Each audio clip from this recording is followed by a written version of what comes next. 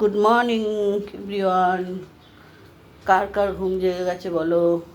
এখন সকাল জেগে গেছে। গামছাটা ওই ঘরে আছে।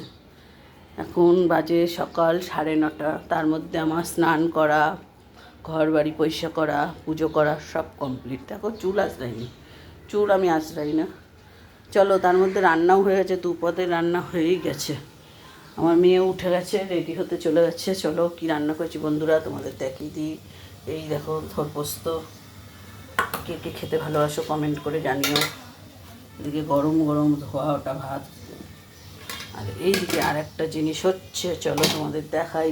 কি করব বলো, ডিম মাছ টাছ পাচ্ছি না, তো ডিমই রান্না করছি। আগের দিনে ডিম রান্না করেছিলাম। এই দেখো মশলা তৈরি হচ্ছে। এই যে ডিম দেখে নাও, এই হবে আজকে রান্না। তো বন্ধুরা সবাই ভালো থেকো, সুস্থ থেকো।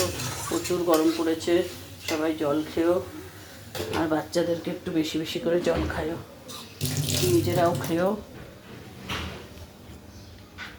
গরমে সবাই ভালো থেকো এই কামনা করি। চলো বন্ধুরা, টাটা।